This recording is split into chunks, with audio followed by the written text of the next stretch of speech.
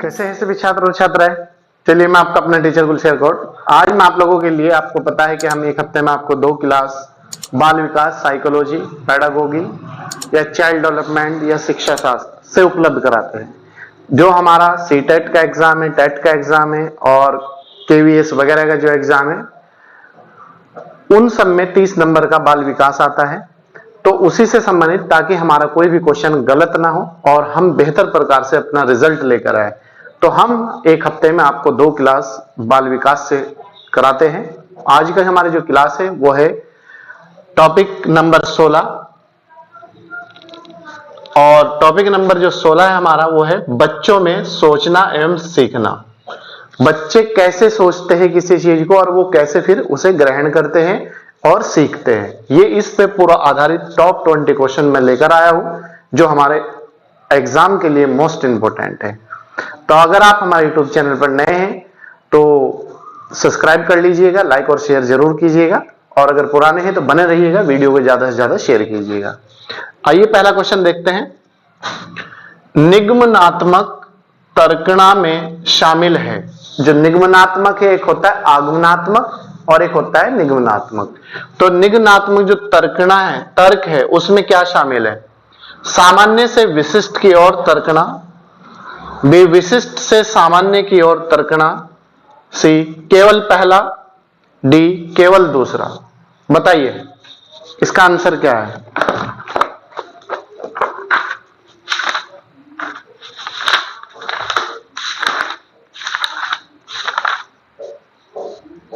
बताइए। Very good.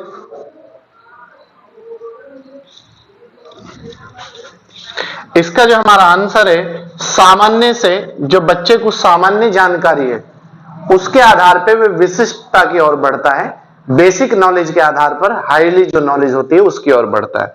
तो केवल पहला आंसर हो जाएगा।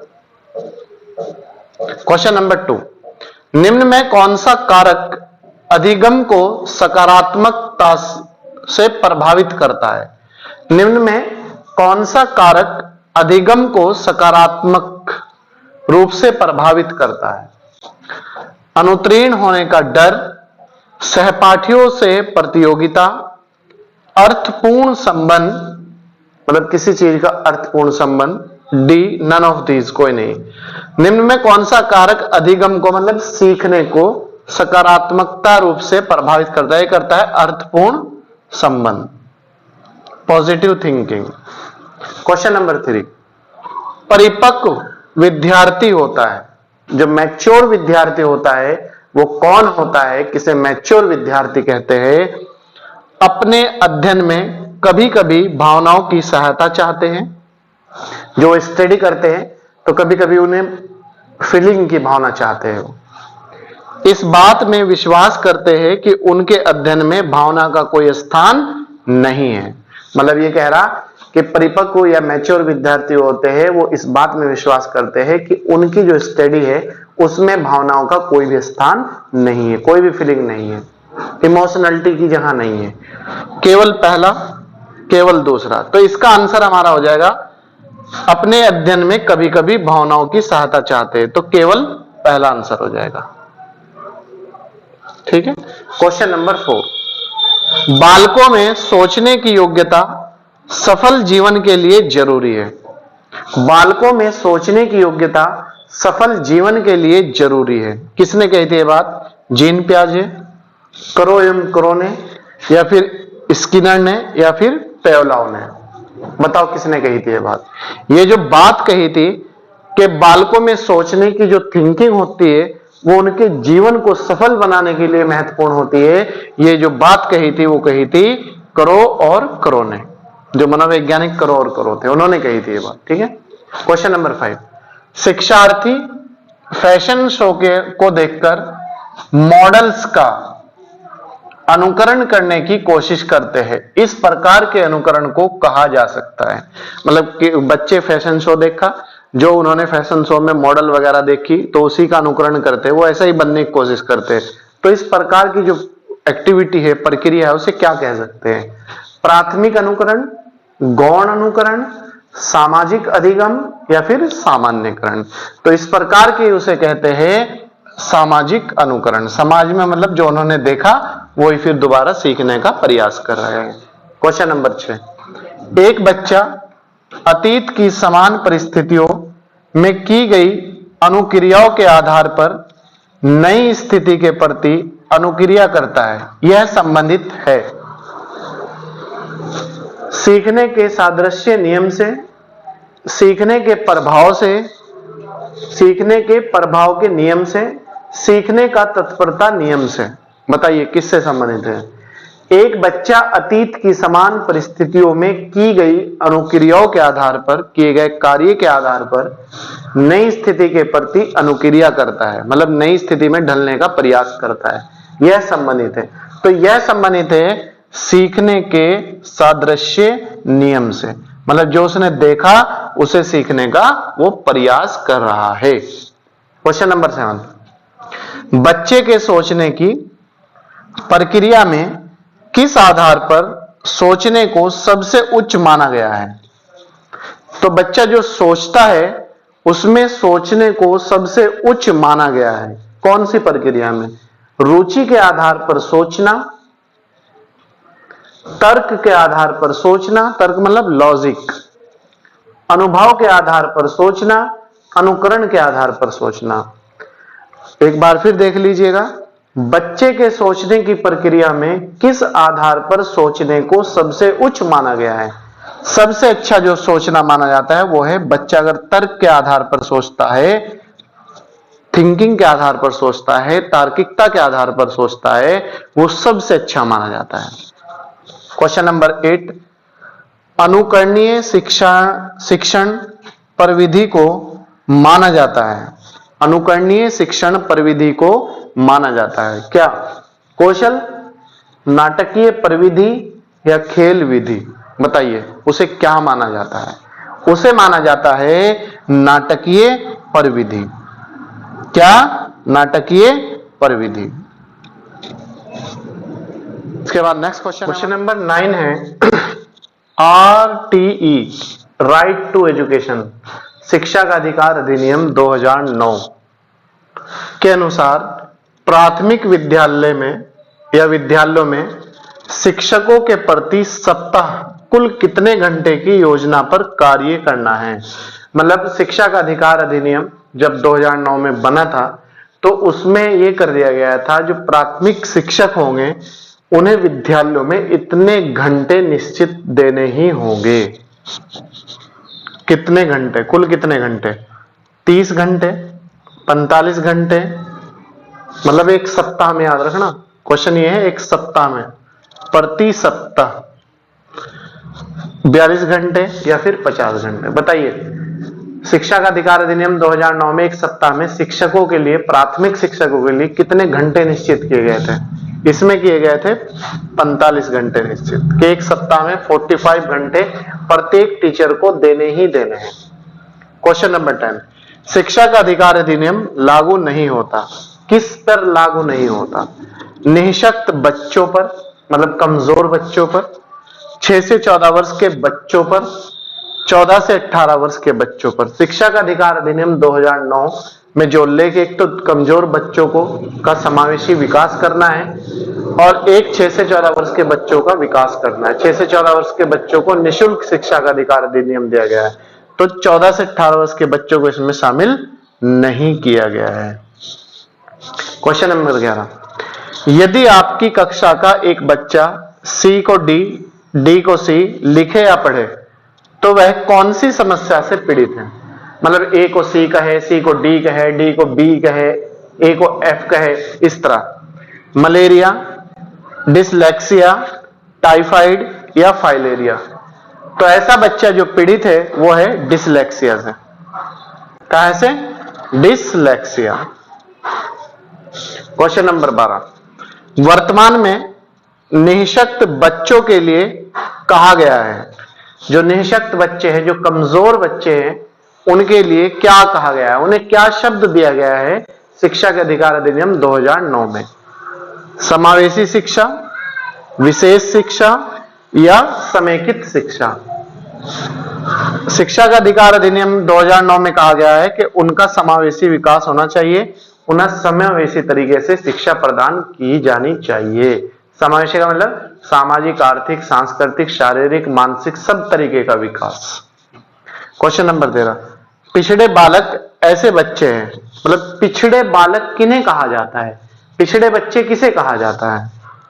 इनके सीखने की गति धीमी होती है, बी इनकी बुद्धि लब्धि 80 से 90 के बीच होती है, सी मानसिक रूप से कमजोर वे अस्वस्थ होते हैं, मतलब बीमार वगैरह होते हैं, डी सभी। पिछड़े बालक सभी को कहा जाता है, इनका आईक्यू बुद्धि लब्धि भी कम होती है, 80 से 90 के बीच में होती है, ये अस्वस्थ होते हैं, मानसिक कमजोर होते हैं और सीखने की गति इनकी धीमी होती है अन्य बच्चों की तुलना में। क्वेश्चन नंबर 14, एलेक्सिया है क्या है? एलेक्सिया क्या है या है क्या? एलेक्सिया क्या, बस इतना याद रखो अब। एलेक्सिया क्या? पढ़ने की एक क्षमता, लिखने की एक क्षमता, मतलब जो बच्चे पढ़ नहीं पाते, जो लिख नहीं पाते, सीखने की क्षमता, जो बच्चे सीख नहीं पाते। ये जो समस्या है एलेक्सिया, ये बच्चे में पढ़ने की समस्या से संबंधित है। क्वेश्चन नंबर 15, विशिष्ट बालकों के अंतर्गत निम्न में कौन सा बालक आता है? विशिष्ट बालक किसे कहा जाता है? क्वेश्चन ये है हमारा, पिछड़े बालक को, प्रतिभाशाली बालक को, मंद बुद्धि बालक को, या फिर इन सभी को? विशिष्ट बालक जो कहा जाता है, पिछड़े बालक को भी कहा जाता है, प्रतिभाशाली को भी कहा जाता है, मंद बुद्धि को भी कहा जाता है, तो आंसर हो जाएगा डी सभी। ठीक है, सभी को कहा जाता है। क्वेश्चन नंबर 16, शारीरिक रूप से अक्षम बच्चे को सामान्यतः होता है, जो बच्चा शारीरिक रूप से कमजोर होता है उसे कौन सी समस्या होती है, कौन सी समस्या के अंतर्गत रखा जाता है? Dyscalculia, dysgraphia, dysthymia. बताइए, ऐसे बच्चों को किस समस्या के अंतर्गत रखा जाता है? ऐसे बच्चे को जो है डिसग्राफिया के अंतर्गत रखा जाता है। डिसकैलकुलिया गणित की समस्या है, डिस्थीमिया सीखने की क्षमता है। डॉट डॉट के कारण प्रतिभाशीलता होती है, मतलब किसके कारण प्रतिभाशीलता होती है? मनोसामाजिक कारकों, बी अनुवांशिक रचना, सी वातावरणीय अभिप्रेरणा, डी बी और सी दोनों, मतलब अनुवांशिक रचना और वातावरणीय रचना। इसमें आंसर होगा बी और सी। बच्चे का जैसे अनुवांशिकता मिलेगी वैसे वैसे उसका विकास होगा, उसमें प्रतिभाशाली होगी, इंटेलिजेंसी होगी, और जैसा उसे इन्वायरमेंट मिलेगा उसी के अकॉर्डिंग बच्चा बेहतर सीख भी सकता है और गलत भी इफेक्ट भी पड़ सकता है। तो वातावरणीय अभिप्रेरणा और अनुवांशिकता, तो आंसर हो जाएगा बी व सी दोनों। क्वेश्चन नंबर 18, गतिक कौशलों में अधिगम निर्योग्यता डॉट डॉट कहलाती है। जो गतिक कौशल होता है, बच्चे का विकास से संबंधित कौशल होता है, उसमें अधिगम निर्योग्यता क्या कहलाती है? Dysphagia, dyspraxia, dyslexia.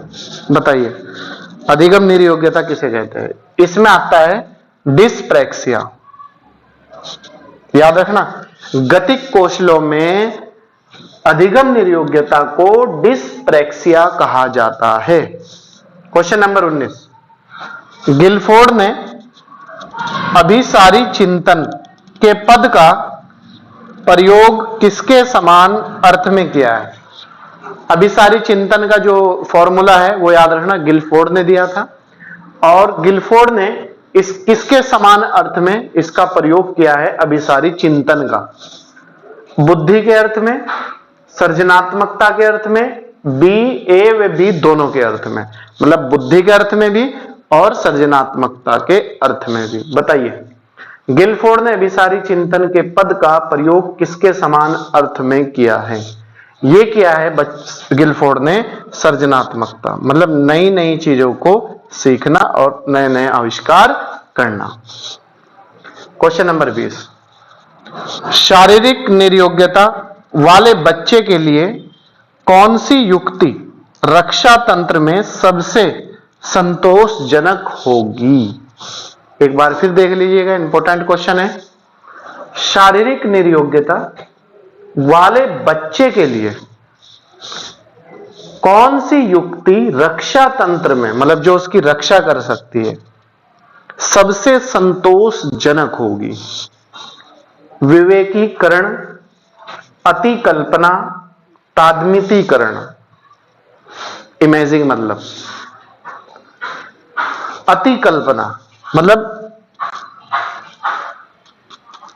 हिम्मत से ज्यादा सोच और विचार, अतिकल्पना ज्यादा सोच विचार। ठीक, तो प्यारे छात्रों और छात्रों, ये थी आज की हमारी 20 नंबर की टॉप 20 टेस्ट बाल विकास साइकोलॉजी। आज का हमारा जो टॉपिक था, मत भूलिएगा, बच्चों में सोचना और सीखना, टॉपिक नंबर 16 है। ठीक है, इससे पहले आपको टॉपिक 15 तक हो चुके हैं। इसके बाद हम टॉपिक नंबर 17 करेंगे। आपको टॉपिक बाय टॉपिक चीजें कराई जा रही है, आप बिल्कुल भी टेंशन ना लें। किसी भी टॉपिक से हम आप लोगों के लिए, छोटा हो चाहे बड़ा हो, टॉप 20 क्वेश्चन निकाल के लाते हैं, ताकि आपको कोई भी दिक्कत एग्जाम में ना आए। चलिए मिलते हैं नेक्स्ट वीडियो के साथ, तब तक आप बने रहिएगा और अपने आप ख्याल रखिएगा और ज्यादा से ज्यादा वीडियो को शेयर कीजिएगा। Thank you.